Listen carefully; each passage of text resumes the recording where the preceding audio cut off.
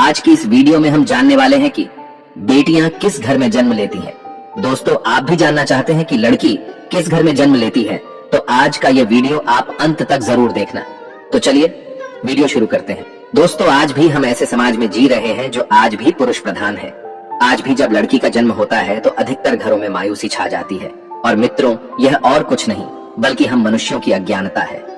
लड़की को बोझ समझते हैं, परंतु आपको जानकर हैरानी होगी, लड़की का जन्म हर किसी के घर में नहीं होता, बल्कि उसी के घर होता है जो भाग्यशाली होते हैं और अपने अपने पुण्य कर्म अर्जित किए होते हैं। और आज हम आपको यही बताने जा रहे हैं कि भगवान कैसे घरों को लड़की का जन्म देने के लिए चुनते हैं और वह कौन से पुण्य कर्म है जिसकी वजह से कोई भी इंसान बेटी का माँ बाप बनता है। भगवान श्री कृष्ण से अर्जुन पूछते हैं कि माधव, किन कर्मों के कारण बेटियों का जन्म होता है।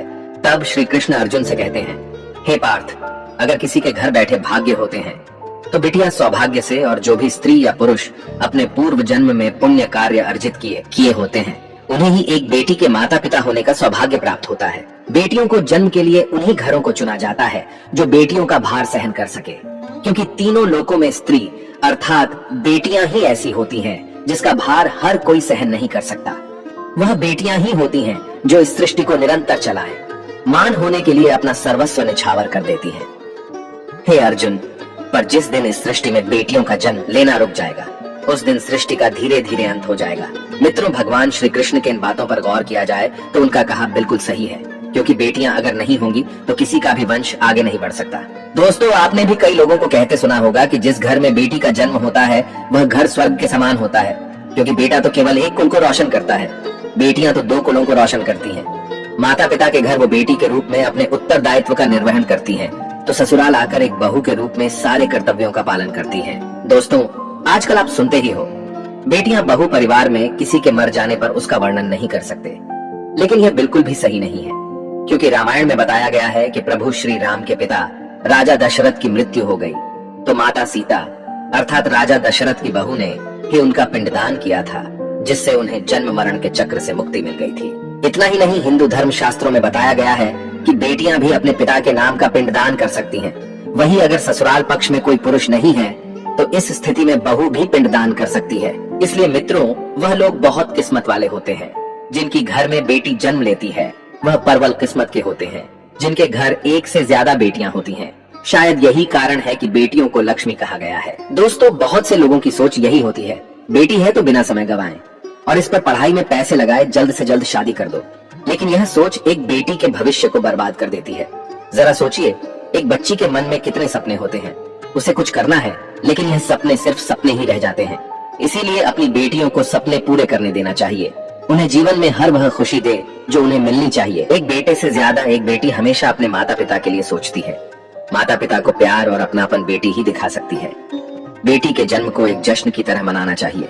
माता पिता को बेटी को हमेशा एहसास दिलाना चाहिए। क्या बेटी माता पिता के लिए बोझ होती है? तो चलिए जानते हैं। मित्रों, बेटी कभी भी बाप पर बोझ नहीं होती, वह सिर्फ अपनी और अपने परिवार की किस्मत बनाने के लिए जन्म लेती है। एक कथा के अनुसार दो मित्र लंबे समय के बाद एक दूसरे से मिले। एक दोस्त ने दूसरे से उसका हाल पूछा तो जवाब में उसने कहा कि मेरे हाल तो एकदम बढ़िया है, और हो भी क्यों ना, मेरे दो बेटे जो है।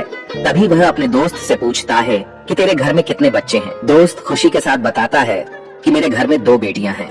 उसका दोस्त भगवान का शुक्रिया अदा करता हुआ कहता है कि मैं धन्य हूँ, मेरे घर बेटियां है। यह सुनकर पिता की आंखों में आंसू आ गए। तभी उसकी बेटी पिता के मित्र से कहती है कि अंकल, भगवान हमेशा भाग्यवान को ही बेटी देते हैं, कभी गरीब को बेटी के रूप में माता लक्ष्मी नहीं आते। भगवान उसी को पुत्री का सुख देते हैं जिसके अंदर पालने की सामर्थ्यता होती है, जो गरीब होकर भी अपनी बेटी को पाल सकता है। एक बार स्वामी विवेकानंद वैष्णो देवी की सीढ़ियां चल रहे थे। बगल से किसान अपनी बेटी को कंधे में बिठाए चढ़ाई चल रहा था। तभी स्वामी विवेकानंद ने कहा कि बाबा, आपकी बेटी का बोझ आपको लग रहा होगा, इसको मैं उठा लेता हूँ और माता वैष्णो के दरबार तक ले चलता हूँ। सबके सामने स्वामी विवेकानंद से कहा कि बेटी कभी भी बाप के कंधे पर बोझ नहीं होती। बेटियां अगर बाप के कंधे पर हो तो वह हर बोझ को हल्का कर देती है। मित्रों, बेटियां कभी भी धन की भूखी नहीं होती, सिर्फ मान और सम्मान की भूखी होती है। कौन सा कर्म करने से बेटी के रूप में जन्म लेते हैं?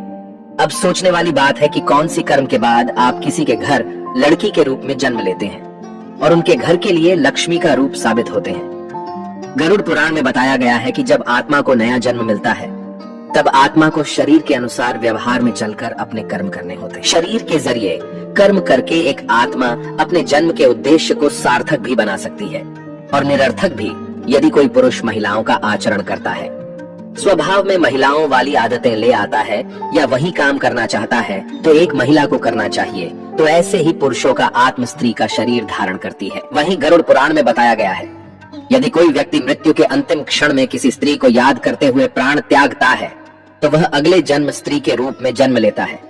वहीं अगर वह अंतिम क्षण में परमेश्वर का नाम लेता है तो वह मुक्ति के मार्ग पर अग्रसर हो जाता है। तो मित्रों, आज का हमारा वीडियो बस इतना ही। हम उम्मीद करते हैं कि हमारे वीडियो से आपको जानकारी मिल गई होगी। हमें कमेंट करके जरूर बताएं कि आपको यह वीडियो कैसी लगी।